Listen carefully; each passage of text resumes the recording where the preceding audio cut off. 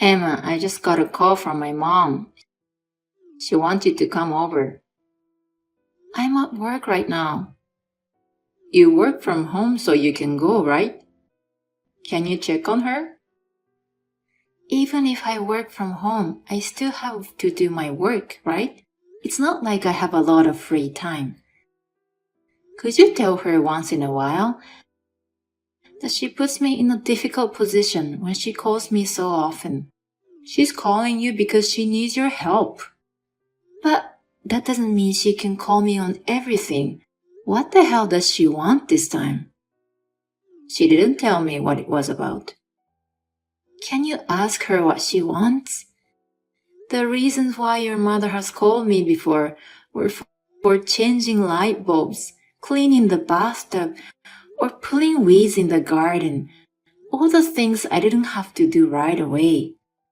Those are things she could have done on her own in the first place, right? She can't do it by herself. That's why she asks you for help. You know, mom's legs and back are getting weak. You say she can't do things because of her legs and back getting weak, but she goes on trips all the time, doesn't she? Don't be so sarcastic. Don't you feel sorry for my mom? I'm serious about it. If you feel sorry, why don't you help her? Well, I can't do that because I have work to do. You can help her after work, right? Her house isn't that far away. If I go there after work, Mom will be worried about me. She thinks that I'm being used by you. She said I must be tired from work and she can't ask me for help. Why don't you say no to her? You can convince her. I'm working too. Don't you think I tell her that? But she worries too much. She thinks about me as her only son more than anyone else. Didn't we talk about this before we got married? Your mother is very attached to you, so I would need your help when I'm in trouble. I still think I'm helping you. Tell her again that I'm working from home. Of course, I'll tell her when I see her. But she won't listen to a single thing I say. Okay, I'll make sure to tell her, so can you listen to her just this once, please? Also, she's calling you because she trusts you. Mom says she approves of you in her own way. I doubt that. Would you invite someone you don't like to your house? No, I wouldn't. But I don't think it means the same thing as your mother-in-law calling me. Don't get any funny ideas like that. She's my mom, so just be a little nicer to her. I would like the two of you to get closer if possible. I like to be closer too. But whenever I see her, she's always sarcastic. To be honest, just seeing her makes me feel uncomfortable. I'm sorry about that. Anyway, I'll talk to her again. About your working, about her being sarcastic. I'll ask her to contact me for help as much as possible. Okay. Thank you. So, please take care of her favor this time, okay? I'll let Mom know you're on the way. Hey, I'm sorry to bother you, but can you come over to my parents' house now? What? Why? You know, tomorrow we're having a family gathering for the memorial service, right? We are cleaning the house, but we can't finish. I know. That's why you went to your parents' house today, right? That's why I came here, but we can't finish it.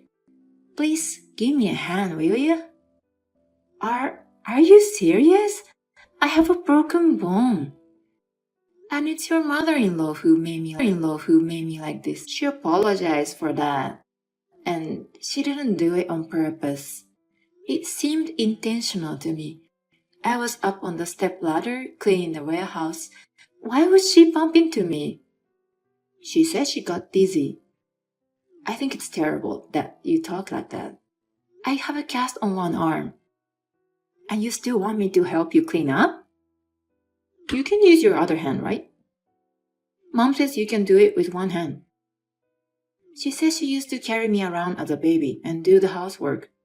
You judge everything by your mother-in-law's standards. She's a professional housekeeper, so I'm sure she's right. Anyway, please come over.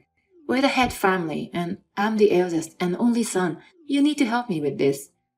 I don't know what the relatives will say at the memorial service tomorrow.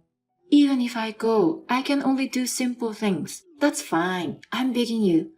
It's the anniversary of my father's death, and he took good care of you too, didn't he? Your father was good to me.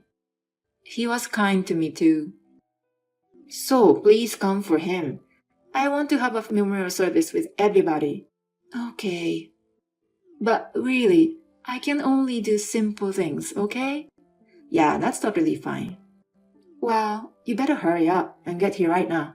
We're going out. Excuse me? You're going out? Yeah, I'm going out with mommy, so you should clean up while we're gone. What? You mean you want me to do it all by myself? And why are you calling her mommy? I used to call her mommy when it was just the two of us. Oh shit, I accidentally said that. That's embarrassing. Oh, I see.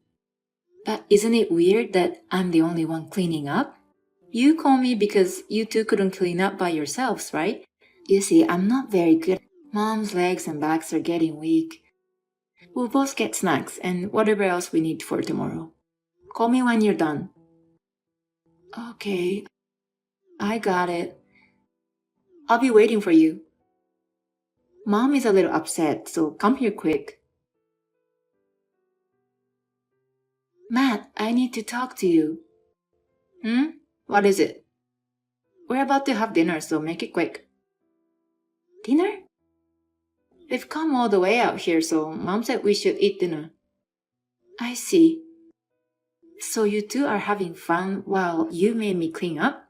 Don't talk like that. We're just having dinner while shopping. I was just thinking, you're more sarcastic than Mom, aren't you? You shouldn't do anything you don't want done to you. I see. That's right. You should grow up. So how's it going over there? Did you finish cleaning? I'm not done yet. What? What have you been doing all this time? Mom's upset that you're taking so long to finish. Relatives coming over, so you better keep it clean and well organized. Don't worry, no one's coming. I won't go to your house ever again. Huh? What are you talking about? Matt, I'm Charlotte. Huh? Charlotte? Aunt Charlotte? That sister? Yes. Hey, Emma. Stop messing with me. What kind of joke is this? It's not funny at all. I'm not joking. What? I got here early today. I came to your house just to say hi, and I was really surprised that your wife, the daughter-in-law of the family, was mopping the floor with one hand. And you and your mom are eating dinner? What the hell are you doing? Stop having dinner and come home right now. Are you really, Auntie? I told you so. I borrowed Emma's phone. You guys are behaving so badly. No, I can explain this. Mom and I are out shopping for tomorrow's preparations. We didn't leave it to her alone. Shopping for tomorrow? We'll have sushi delivered for lunch, right? All we have to prepare is snacks and drinks. How many hours have the two of you been out? Actually, we were cleaning up without having lunch, so we were really hungry. You had pizza delivered to your house for lunch. I found the receipt and delivery boxes in the kitchen. I'm sorry. We'll be right back. You do that. And also, I heard briefly what has been going on. What? Your mom? She has been calling Emma over even though she had nothing important to do. And Emma fractured her bone because your mom accidentally bumped into her on purpose. No, that's just a misunderstanding. Even if it were a misunderstanding, who do you expect me to believe when I see her cleaning the house alone? But apparently, Mom had a seizure and was feeling dizzy. So I don't think she's entirely responsible. You're right, this is your fault too. What? Me? Why? I didn't do anything. That's the problem. It's because you didn't protect her from your mother. You always take your mother's side on everything. You're pathetic. Who else is Emma supposed to rely on? I've been fair to both of them. But now you're eating out with your mother, right? How is that fair? I am truly disgusted by you and your mother's behavior. Tell your mother that I will no longer send financial support monthly. I was tolerating her because she's my brother's wife, but I knew I was wrong. We as relatives are cutting ourselves off from your family.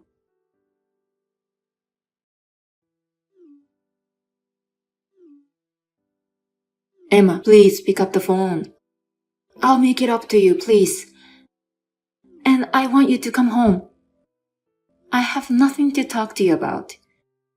I told you how I feel the other day when Aunt Charlotte was here, didn't I? You want a divorce, right? Yes, I've been holding back for a long time, but I've had enough. You never change. You always put your mother first. You're the kind of person who wouldn't worry even if I have a broken bone and would instead make me clean the house. I don't think there's any point in us staying together. Don't say that. I'll change and my mother apologized to you, right? It's not something you can just apologize about and be done with. Besides, your mother only apologized to me because she doesn't want to lose Aunt Charlotte's monthly support, right? That's not true.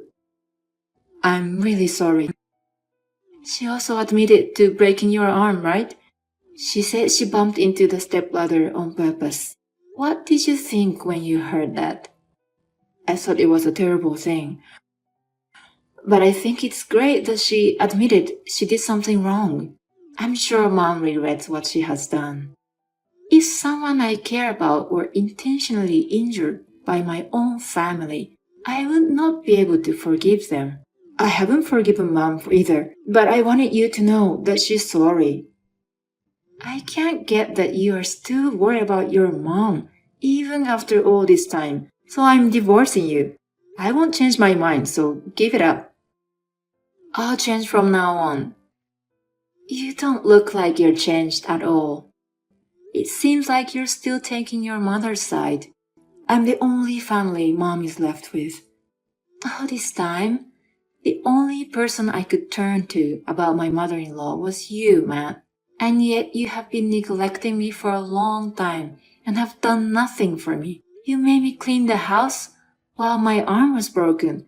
I don't want to feel miserable like that anymore. I'll be on your side from now on. I'm not talking about which side you're going to take. I've realized that I don't feel the same way as you do, and that's why I want a divorce. If I leave you, you can stay with your mommy as much as you want, right? I think that would be the best for you. Don't make fun of me like that. What's wrong with calling her mommy? I'm not saying there's anything wrong with it. But since you don't call her that in public, you do feel embarrassed, right? I'm a grown-up, so I just call her differently depending on the situation. But that's not what I wanted to talk about. Emma, please. I don't want to leave you. So I want you to reconsider about divorce. I just don't get why you don't want to get a divorce. I've been thinking about it all along. I don't want to divorce you because I love you. I was hoping that was true, just for a little bit. But I asked Charlotte to take a look at your mother-in-law's cell phone, what kind of conversations you have been having with your mother. You have been telling your mother about me like you hated me, haven't you? Emma was saying bad stuff about you again. Emma doesn't do anything for me at home, so Mom, you have to train her. They were all such lousy exchanges. No, I was just going along with my mom. I did not mean any of it. You know what? I don't care anymore. It's a fact that you've sent those messages. And when I saw them, I realized something. You wanted to make me look bad and keep your mother's attention away from you, didn't you? You wanted to force me to do everything that was troublesome for you. No, I didn't. You got me wrong. Alright, I'll cut it off with Mom. I'll never let Mom do anything bad to you again. I'll be able to protect you too. You didn't hear me? I don't care about that anymore. I cannot forgive you for everything you've done. That's why I'm divorcing you. Sorry. I'm really sorry. I won't do it again. I don't want it to happen again. That's why I'm getting a divorce. If you don't accept it, I'm going to prepare for a mediated divorce. Wait a minute, Emma. Let's talk one more time. I'll really listen to whatever you say. You never listen to me, even once. How am I supposed to trust you? Besides, I'll be happier without you. You're the only one for your beloved mommy, right? Then you should always be close to your mommy from now on. After that, my ex-husband still did not accept the divorce, so I was preparing for a mediated divorce. Charlotte asked me for an update, so I told her honestly, and she set up a meeting to discuss the issue with all her relatives. Thanks to that discussion, my husband and I are finally divorced. Seeing my ex-husband signing the divorce papers while crying and being blamed by everyone around him all at once, I felt nothing but pity and disgust. Apparently, it seems that my mother-in-law overspent her inheritance after my father-in-law passed away. And that's why Charlotte was helping her with living expenses.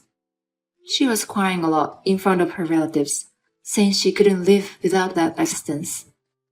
But nobody felt sorry for her. And they were all telling her she should rely on her own son, my ex-husband, to help out living with his mom and supporting her.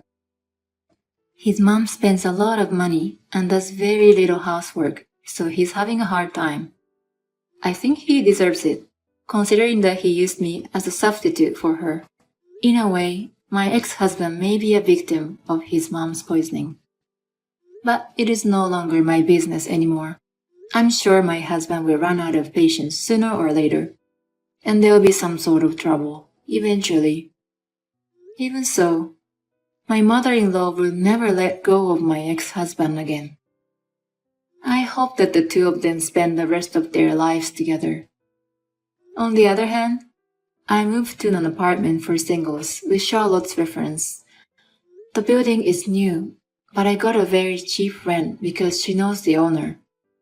I'm really grateful to be able to live here under such good condition. I have lost touch with my ex-husband and my mother-in-law. I will forever cherish the relationships I had with my deceased father-in-law's relatives. And I will never forget how Charlotte and her relatives have reached out to me when I was in trouble. If they ever get in any trouble, I would do my best to support them. I will do what I can do, one thing at a time. I will get over this divorce and find new happiness in my own way.